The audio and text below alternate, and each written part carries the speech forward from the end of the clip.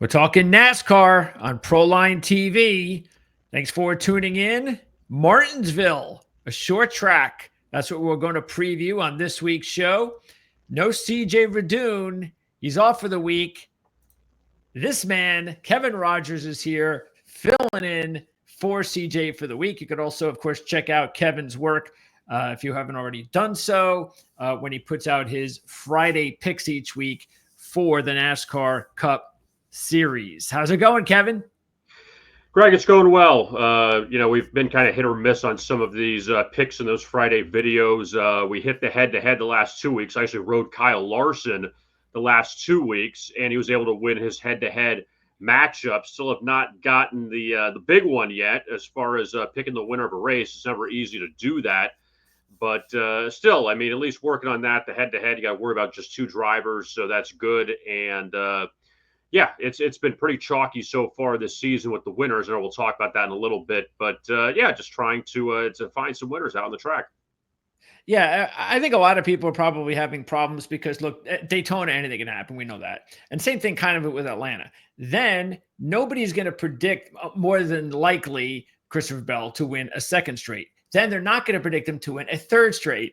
And then not many people are going to pick Josh Berry. And then if you take Kyle Larson, all you're making is 3-1 or whatever. And not many people want to do that. So it's been one of those years that I think, or at least that's the way I see it. Of course, we were fortunate enough to hit Josh Berry as our long shot a couple of weeks ago.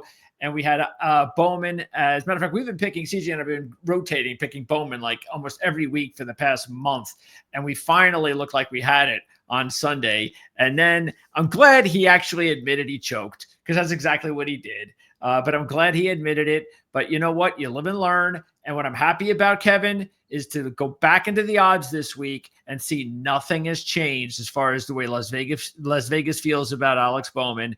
And that's what I was worried about, was that he would get too close and then Vegas would catch up and say, oh, all right, we're going to lower those odds now in case he wins the race. Well, they're not doing that. So, hey, take advantage, even though, of course, that's something that we'll get into a little bit later on when we preview the race. Yeah, and he had a good race in Homestead last week, finishing second. And yeah, I mean, like you mentioned, very chalk heavy with a lot of these drivers winning. And you would have thought in years past at Daytona that it's always going to be some long shot that wins. And we see William Byron, who's not a long shot. He wins, then Bell the 3 in a row. Josh and Byron Berry's wins back to back, which is something, again, that doesn't happen. So nobody's going to bet William Byron to win back-to-back Daytona 500s. Right, because you're always looking for that underdog. So he comes through. Christopher Bell has the 3 for 3. And, you keep – and I even thought the same thing. I'm like, okay, you're not going to win a third straight. You win the third straight. You keep doing this. And then when Josh Berry wins, you said, okay, finally you have, a mid-tier guy winning. Yeah. And then it goes back to Kyle Larson. You're like, okay, well, now we're back to the favorites winning or the chalk winning and back to those like top 3 or 4 guys every week that you think are going to win. So we just haven't had that run of getting a few underdogs or however long shots, whatever you want to call them, middle of the pack guys that are winning. We've seen it one time, but really a lot of the guys that are winning are less than 6 or 7-1 shots every week.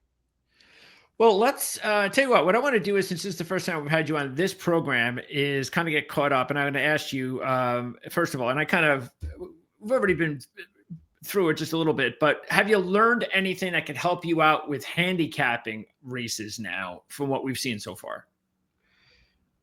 I mean, honestly, it just goes back to my point. I'm not going to say no because you got to learn something every week, but I don't know if you can keep trying to find the long shots. I think you almost have to bank on those top 4 or 5 guys every single week and hope you find one of those winners until we get those mid-tier guys kind of, looking the middle of the pack guys, the Chris Buschers, the Chase Briscoes, the Austin Cindricks.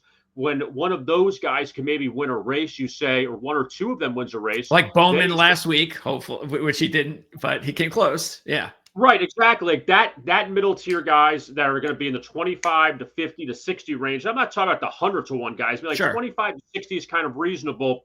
But when we haven't seen that, you can't really go wrong going after Christopher Bell, and Kyle Larson, and William Byron, and even Ryan Blaney. I know Denny Hamlin hasn't won yet this year, but those guys you almost have to just keep kind of banging on because it seems like they're the ones that keep winning, or that group keeps winning, as opposed to the middle pack guys that that everyone wants to kind of get that little bang for their buck, hoping you can hit a 25 or 28-1. It's just not happening. And it's almost not fun in a sense. Oh, we're going to take the 4-1 guy, but the 4-1 guy keeps winning. So that's kind of what you almost have to do until it proves that the other guys can start to win. Yeah, that's why is another frustrating reason why Bowman wasn't able to hold on, because he was high priced. And again, though, it's good that he still is. So I think you're going to eventually be able to take advantage of him as long as he does it soon. Okay. Let's take a look at the 16 right now as far as the standings. And I'm just going to look at I don't have actually, I know the standings can be a little bit different depending on which one you look at, but we're just going to look at this one here. So we've got out of these 16 drivers here, boy, Ryan Preece, I'm not sure the last time we've seen Ryan Preece go back-to-back top 10. So he's sitting at the 16-point mark, the 16 spot as far as the playoffs. So first question, out of these, let's go with these top 16. Which one of these drivers or a driver do you really not believe, like if you had to predict, will not be in the playoffs?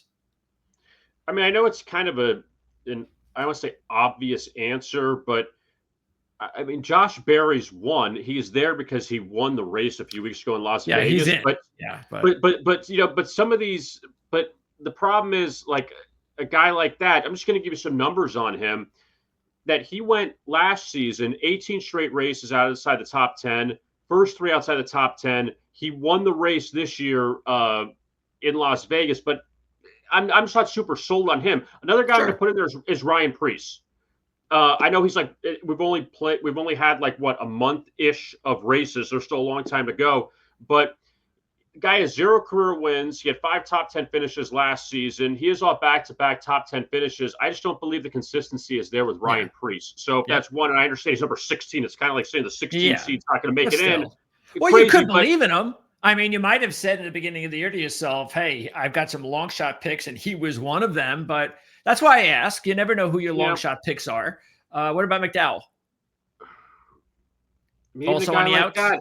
I just don't know if he's going to stay in the running. And like we talked about, when you look at that 1 to 16, it's almost like the Sweet 16 in college basketball. It feels like you have Duke and Houston and Auburn. It feels like, okay, you have Byron, you have Larson, you have there is a lot of chalk up there. Yeah, you just have like the names that are always there. Even like Joey Logano is still in there. Well, let's flip it around the other way then. Which one of these drivers outside the top 16 do you think are going to get in? Obviously, Kyle Busch is the biggest name. But, you've got several drivers here. I mean, Kozlowski's all the way down at 30. Gibbs is down at 34. You've got several drivers here that, again, depending on what you thought at the beginning of the season, and I'm not going to name them all because I'm going to let you obviously tell us who you think from what you thought at the beginning of the season. And now on if there are drivers here that you still believe will make the playoffs, which ones? I don't know if Kozlowski can make a run. That's the only reason why I don't have. Well, you have to do is get a win, and you're in. So, but I will say this though, AJ Allmendinger, I'll throw his name in there simply because of what he's done recently. Yeah, 8th at Vegas, 7th at Homestead. The first 4 he was outside the top 10, so he's racing a little bit better now. So I'm going to go with him as just I call a long shot, but someone outside of it that maybe has a little bit of momentum. Now, I will say the only negative on him, his last 4 races at Martinsville finished between 24th and 28th. So for this week, I don't know how much confidence I have in him keeping that up, staying in the top 10. Sure. But as far as someone that's outside of that threshold, I know Kyle Busch, people are kind of expecting him to make a... Well, what do you think? You think Kyle Busch is going to get a win this year and make the playoffs? Man, it's been a while, hasn't it? It's him? been. Like he's it's been over a year and a half. Yeah, I mean, you got to think this guy can get one sooner or later. I kind of do, yeah. But also when you look at this list of guys that it's not about who has the ability to win. Everyone has the ability to win, but realistically, I mean, like Keselowski, it just feels he's so far down. Yeah. But besides that, I mean, can Daniel Suarez make a little bit of a run? He's always good for a win somewhere down the road. But past that, None of these guys you're really thrilled with. No, there Okay. aren't guys that I have faith in. I really don't. All right. Yeah, I mean, the guy that I picked as my sleeper is still my sleeper pick because I think he's already proven it a little bit, and that's Austin Cindric. So I still believe that he is going to have his best season. I anticipate. I know he had a win last year, but that was just one of those long shot wins. Nobody expected anything come playoff time, and he didn't deliver. But I believe that he has the ability this season, and I think so far so good. Obviously, Busch is your easy one.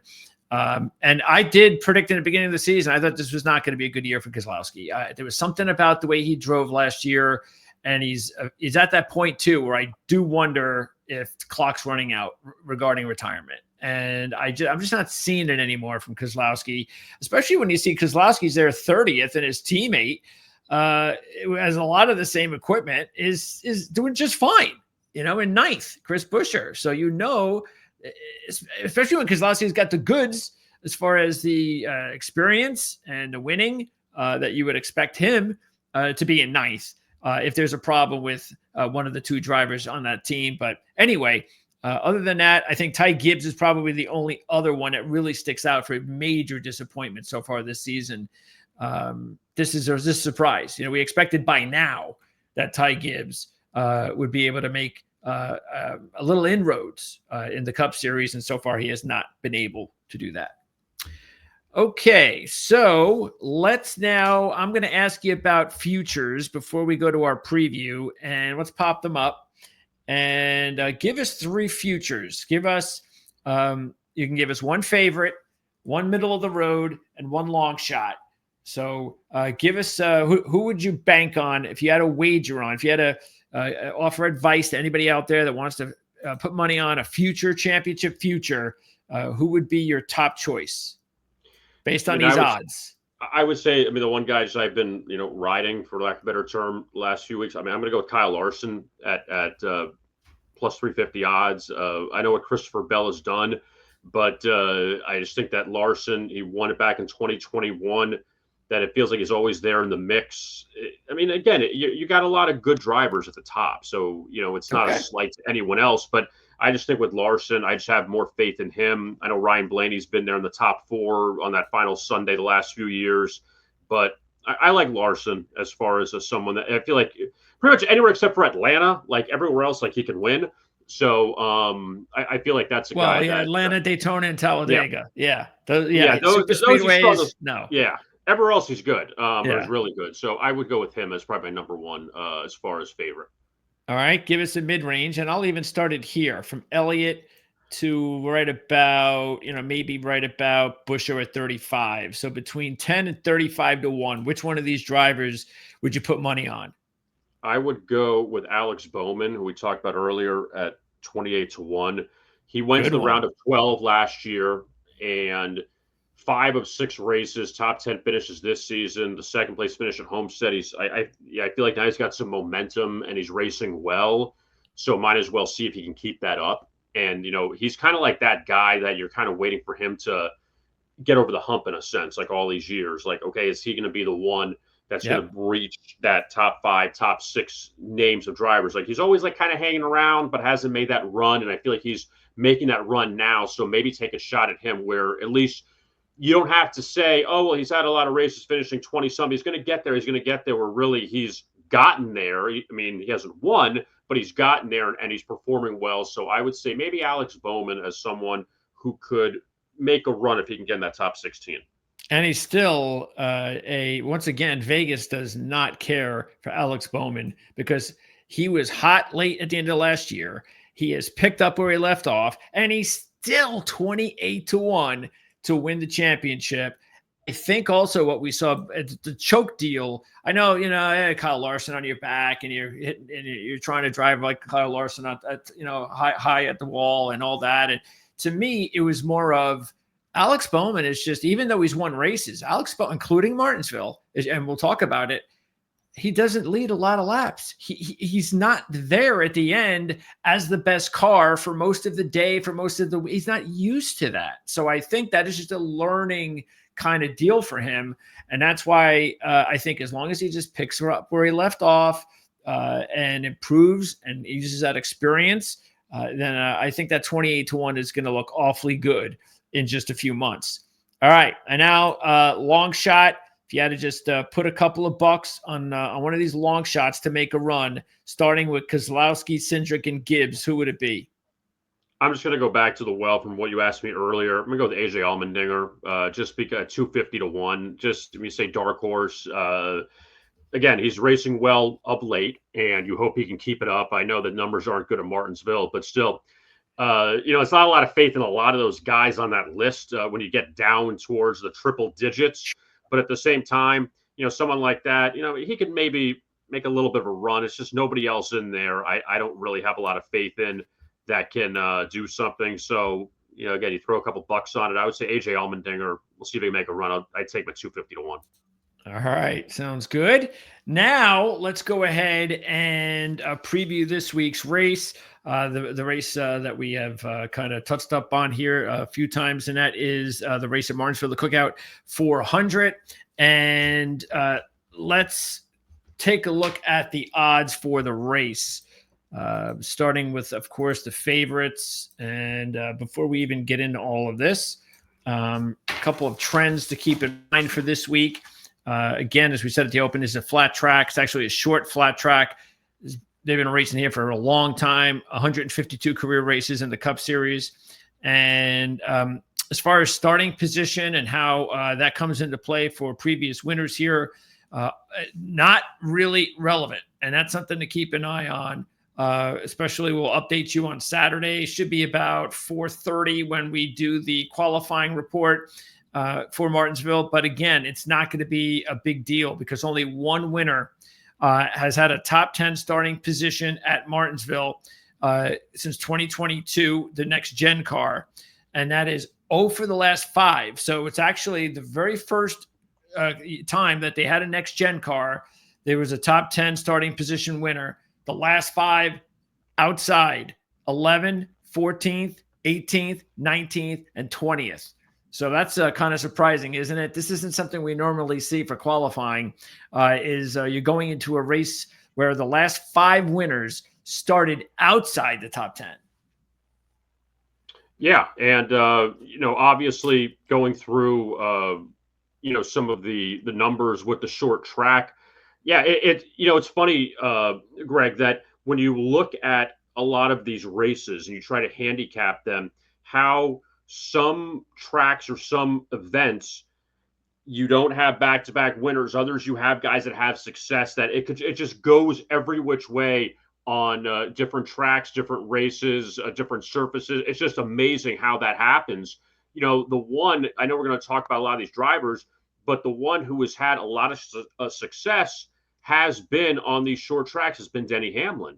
And we mentioned him earlier about being in that top like 5 or 6 drivers, the guy's always going to be up there at that 8-9-1 every week. And yet he still hasn't found a way to win yet this year. But in 9 of the last 11 at the short tracks for Denny Hamlin, he's finished in the top 5. So he does these at these tracks. He's very successul, but he hasn't won at Martinsville since 2015. So for him, he's trying to get over the hump there. Yeah, he is due. But he's also found a way to just be there in that top 5 in, the likes of Bristol, Martinsville, Richmond, Iowa, I know is a brand new track at the short track, but those places, and he's from Virginia. I know Richmond, he always performs well at, but he just is that close at a lot of these short tracks. And definitely, we're going to talk a lot about these drivers, but definitely someone who will be there in the end. Yeah, we don't have one yet, so that is makes it a little bit more difficult. Obviously, you got to take a look at what happened last year. There's still relevance there, same car and all that. But yeah, this is the first one, and then we're going to get Bristol in a couple of weeks, which is unfortunately not the same race with the next gen. That's the one thing that we'll talk about in a few weeks. It's one disappointing aspect of the next gen. The next gen has been a big help for the 1.5 tracks, which used to be just a snore fest, boring. It was just killing NASCAR. So the next gen really has saved the 1.5 mile tracks, but it's really killed some of the short tracks, including Bristol probably the most, but we'll talk about that in a few weeks. As far as manufacturers, Toyota's only won one of the last 7 at Martinsville. Chevy has won the last 3 spring races at Martinsville. Ford has won a couple of times in the last couple of years, Blaney being the same driver, but he did that in the fall. And of course, that's usually when he's at his best come playoff time. No other driver, Ford, has won here since 2019. So also keep that in mind. The last 13 winners have all been either a Penske, a Hendricks, or a Joe Gibbs Racing driver. So if you're picking a winner this week, you might want to pick a driver that drives under one of those 3 flags. So let's go right to it and take a look here at the early favorites. So let's start with this group here, these top 5 here, Kevin. And Blaney is the favorite. Again, as I mentioned, he's got the 2 wins recently. But once again, as I pointed out, that happened in the fall, not in the spring. But he has just been dominant here. It's his best track. He's got 10 top 5s out of 18 races. His average is actually 4.6 in the last 12 races at Martinsville. So that is pretty damn good, and it's a big reason why he's there. Larson obviously is always going to get a short price, even though he's only won once. But if you look at it, before next gen, he had 3 top 10s in 14 races and a couple top 5s. Next gen, he has 5 top 10s out of 6, 4 top 5s, 2 runner-ups, and a win. You have Hamlin, as you mentioned, Kevin, and Elliott there at 6-1.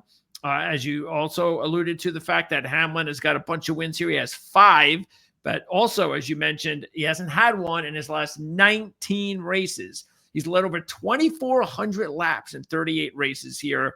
And in his last 8 races, though, he does have 5 top 5s and 850 laps led, which is 105 per race. So as you mentioned, Kevin, he's done just about everything but win here.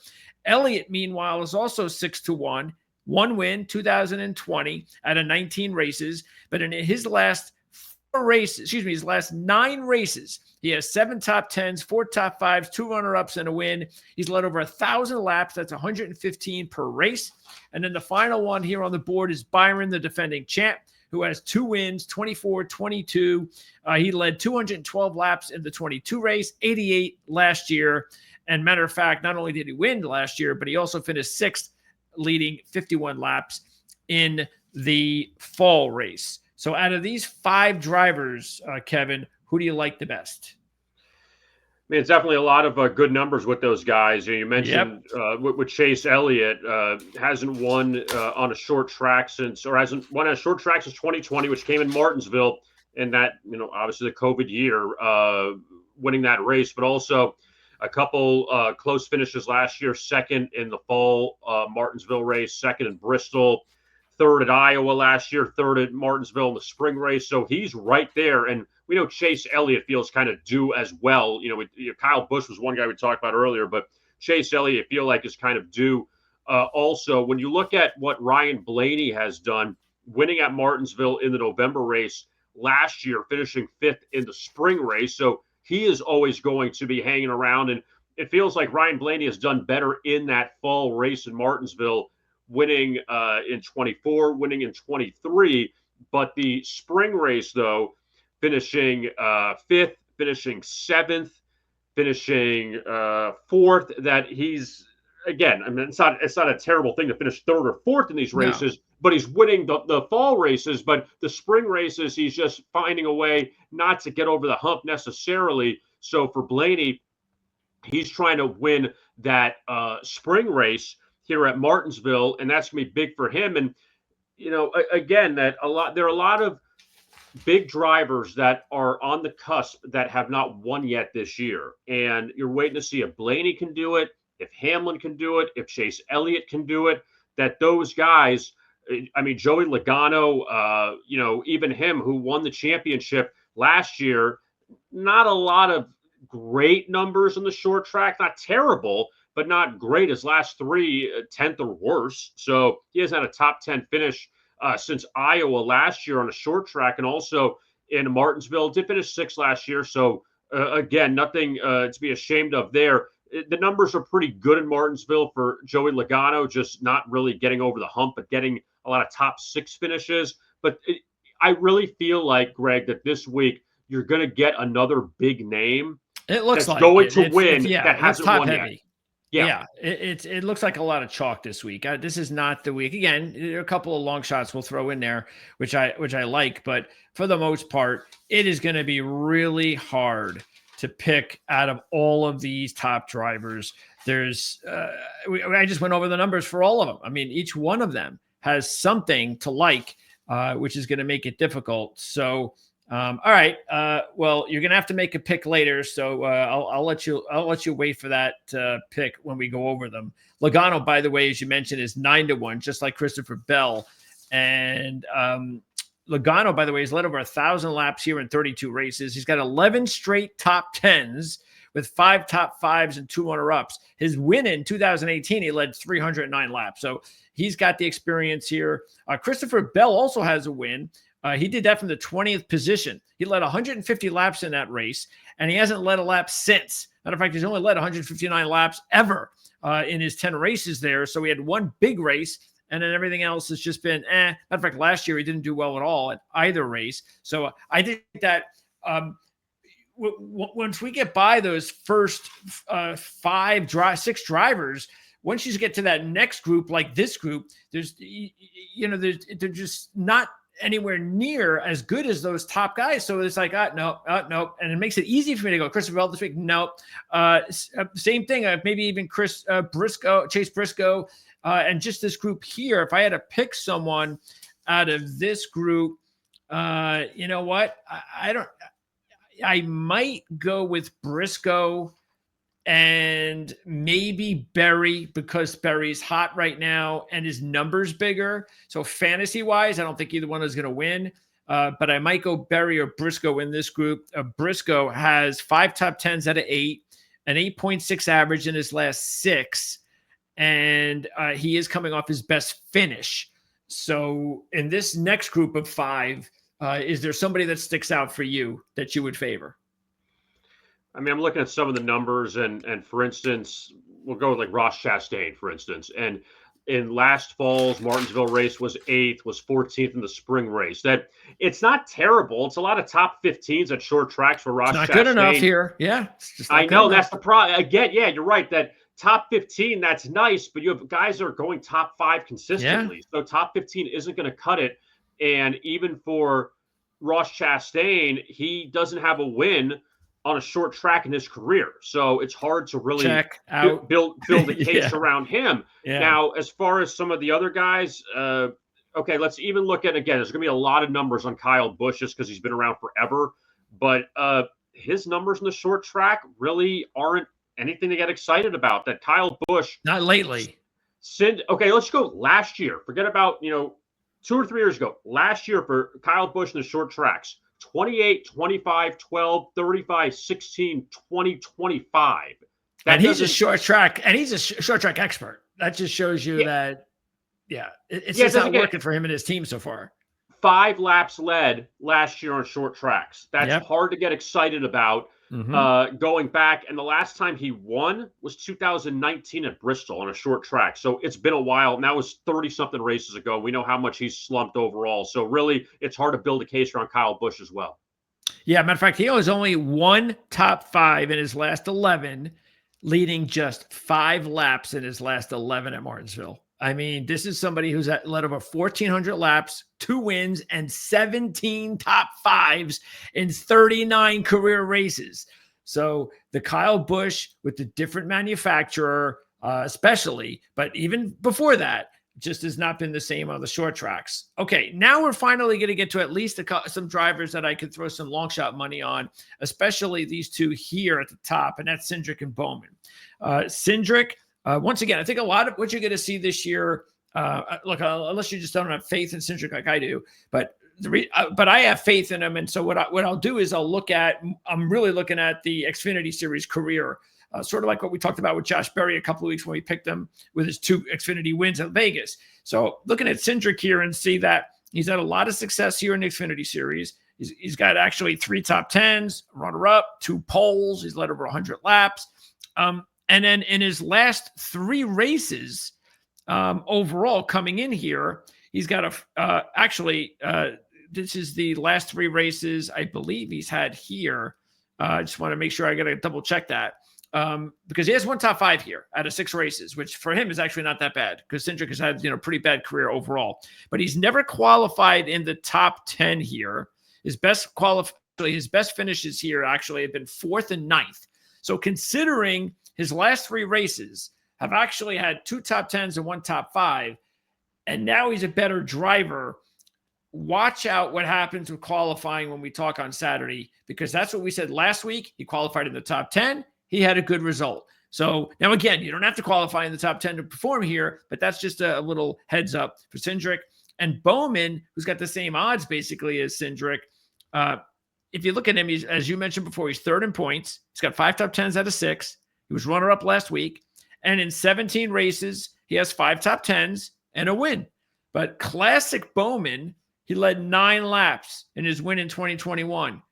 That's what Bowman normally does. He doesn't dominate races when he wins. He'll steal wins left and right. I think he's got, a handful of wins maybe, if that, in the Cup Series, and almost every one of them has been like this. But he's racing so well that I'm willing to think that, especially we just talked about Hendrick, Penske, Joe Gibbs, these are the manufacturers that are winning. These are the teams that are winning this on this racetrack. And I can definitely see Bowman at 28-1 being someone else that can follow that after last week's disappointment. Priest, you want to keep an eye on him. He had 1 good race here back in 2023 when he led 135 laps from the pole. And Bubba Wallace is also someone in this group that I would keep an eye on. He has 3 top 10s, 1 top 5. In his last 5 races at Martinsville, he has an average of 10th place with 1 top 5.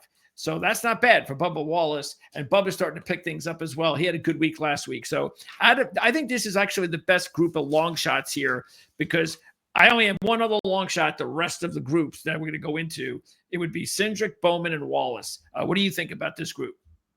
Well, first with Bowman, again, the numbers, for the exception of twice where it wasn't great, since 2020, when you look at what Alex Bowman has done with 4 top 10 finishes at this track, it's pretty impressive. And again, the way he's racing, like, there's no reason to back off of him now. I mean, he's going well, so you might as well just see if he can continue.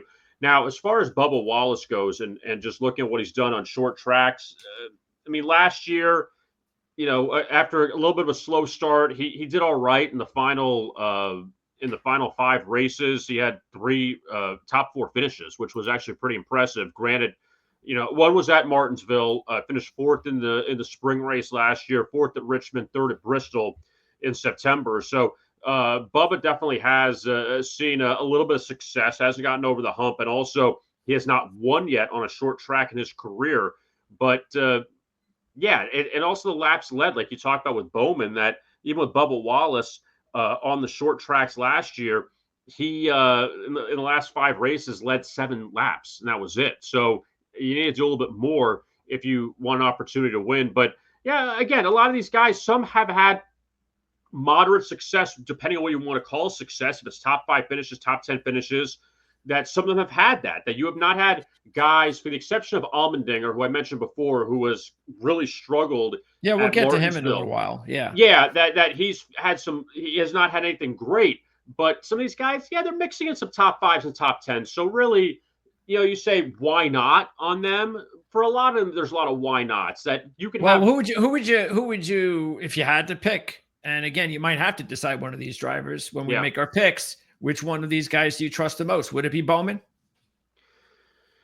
It would, but here's my only caveat on that. I was talking him up a lot earlier, but after the 2nd place finish at Homestead last week, do you take a step back after that close finish? Possibly. I don't know. I mean, maybe Yeah, Bubba Wallace. I know we'll talk about it later. Maybe Bubba Wallace could be one of the mid-tier guys. You say, okay, maybe this is his week to Okay. finish near the top. All right. Oh, and by the way, I was going over just double checking Bowman. So he's had. I don't want this thing. Let's put this back. He's had. Where is it? Okay. So he's had, I think, 8 wins in the Cup Series. Okay. So check this out. In his win at Chicago, he's got 1 win at Chicago in 5 races, and he's only led 94 laps there in his career. He has 1 win at let's see. I don't know why they've got Chicago here twice. I don't know what that's about. Okay. So he's got 1 win at Dover, and he's only led 142 laps there. He has 1 win at Fontana. He's only led 128 laps there. He has 1 win at Vegas. He's only led 28 laps there. He has 1 win at Martinsville, 10 laps. 1 win Pocono, 34 laps. And 1 win Richmond, 19 laps. So I didn't even know this. I just knew it from experience. And it's just proof right there. The guy doesn't know. He doesn't have the experience of having a dominant car, having to lead a lot of laps late and hold off a driver for a win, especially when it's Kyle Larson. So again, that's all experience. And I think I'm willing to bet that he's going to learn from that. And that'll be a positive. All right. So this next group here, we start to get a little bigger now with the odds. And again, I just don't really trust any of these guys, except there's only one driver I'm willing to throw a couple of bucks on. It's not going to be Reddick. Reddick has been awful here in his career. Never led a lap. Busher never led a lap. Gibbs, who would trust to put any money on Gibbs right now? But Gregson's the guy that it would be my top long shot. Gregson is starting to come on now, finally, as we've seen in the last few races. And in the last race here in the fall, he finished 11th from the 25th position. So again, we'll check out his qualifying.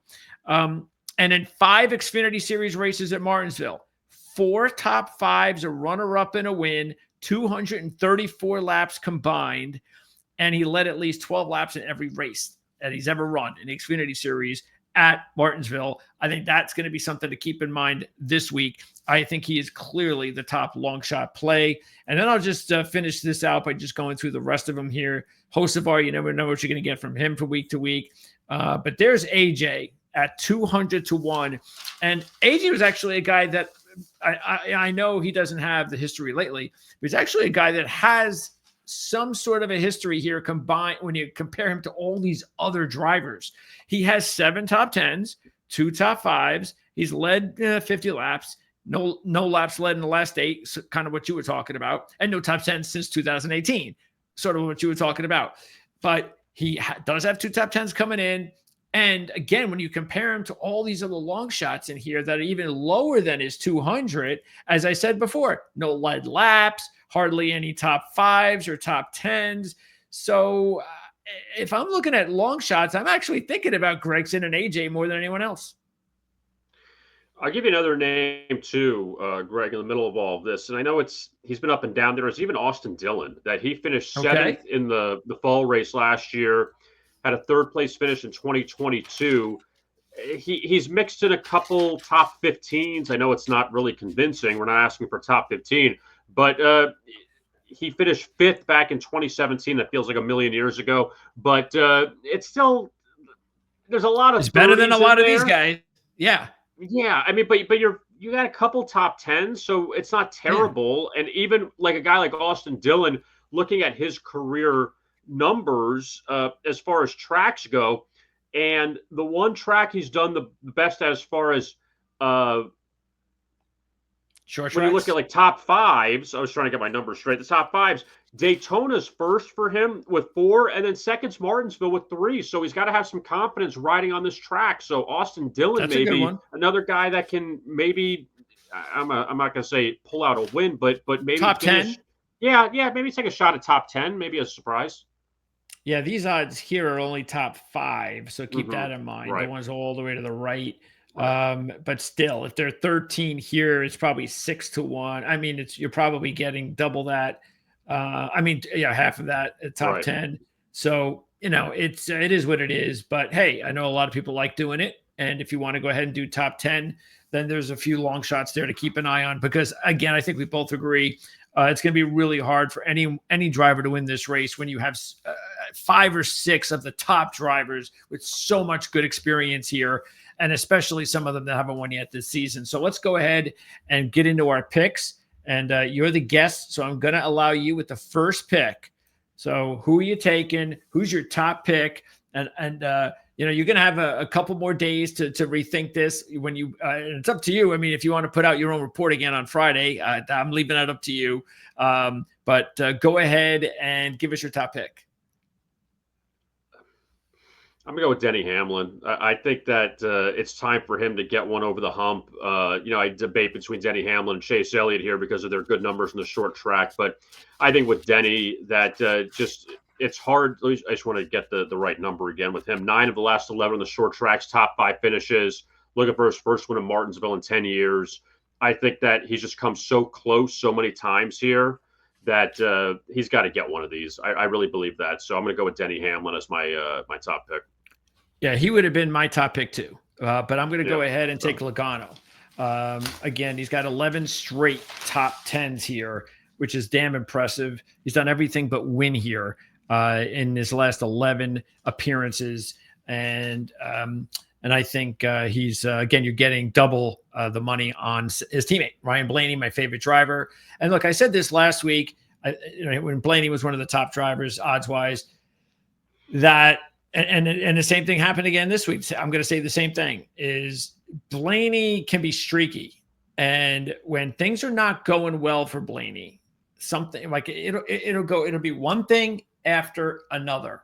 And we're seeing it because he had the best car last week. It wasn't even close. I mean, all he had to do was just not have his engine blow, and he was going to win the race. He had the best car. But then his engine blew. So everything that can go wrong with Ryan Blaney when he's in that bad streak is what's going on now. And it doesn't usually flip a switch. I need at least one top 10 before you can get back to picking Ryan Blaney. Now, look, this year already, we've seen trends go down the drain. Christopher Bell winning twice back-to-back, then winning 3 in a row. This hasn't happened even in over a year back-to-back. Kyle Larson just broke a trend. He wasn't top 10. He didn't have 3 straight top 10 since 2023. He just broke that streak and won last week. So these trends are starting to kind of break earlier this year. So maybe Ryan Blaney will break his trend, but he's 4-1. It's a low price. I don't like going with those guys very often anyway. So I'm going to go to Logano since he's got double the money. And now our second choice here is again going to be one of these little drivers here, middle of the road. So give me a middle of the road pick as your second pick, Kevin. I mentioned it earlier, and I'm going to say it again. I'm going to go with Bubba Wallace. I'm going to throw him out. That he's had some decent history on the short tracks, and he's hung around. I know he's another guy looking for a win. So a couple top 5 finishes on the short tracks the last few years. So I'm going to go with Bubba as a shot there, 30-1. Yep. I'm going to put money on Bubba this week as well. But I've got the easy pick. I'm going to take Bowman once again. Just going to keep taking him as long as he doesn't have one of these races where he goes to a track and he's like, never led a lap, never had a top 10. Well, then I'll take the week off from taking Alex Bowman. But so as long as I see some life with Alex Bowman, by the way, he's won here. So of course I'm going to take him this week. All right. So your big long shot, who are you going to take? Who's your big long shot? Is it Dylan? Yeah. I'm gonna go with Austin Dillon. Again, we have not seen a lot of the long shots win this year, except for Josh Berry. So it's gonna be kind of hard to make a convincing argument for any of those guys. But Austin Dillon, again, after Daytona, this is his second most successful track in his career. So like any other sport, you see someone has confidence against like another team or something like that, you feel good about them. I feel like this is a place where he has seen success for him. So let's take a shot with him there. And I'll take Gregson as my long shot at 60-1. All right. So there you go. It is Martinsville. We've got a short track to talk about. And then next week is, I believe, Darlington. I think we're going to Darlington next week. And then after that, it's Bristol. So we've got and then after that's Talladega. So we have some of these shorter tracks, which is kind of nice over the next few weeks to take a look at. We'll see how how these 2025 drivers fare on these tracks. Hopefully it'll be fun. I know we did have a lot of fun the last couple of weeks. And by the way, before I let you go, Kevin, what did you think about the overall race last week? Because Homestead was so good and has been so good the last few seasons. I didn't kind of get that on Sunday. It seemed like it was a little too predictable for a while. It got better late and it was more exciting late, even though once again, that long last green flag run, Bowman came this close to kind of making it really boring. And then you had the late pass. And if you didn't have the pass, so I didn't, Las Vegas looked so much better even than Homestead. Even though Homestead has been such a really good track lately, I wonder whether or not that had anything to do with the fact that they're racing in March instead of the usual big playoff race and everybody being ultra aggressive because how important it was. Do you think that had a lot to do with it? It definitely felt different by it not being, we knew it used to be the last race of the year, then Phoenix became the last race of the year a few years ago, but always Homestead was an October or November race. And now with it being in March, definitely you had that feel that, not that it wasn't as important, you never want to say that, but it didn't have that same, I know you're saying, didn't have that same feel because the last few years or for a very long time, it was a late season race. It was a playoff race, and now it's not early in the season. So yes, some of the luster was definitely lost on it with it being earlier in the season. Yeah.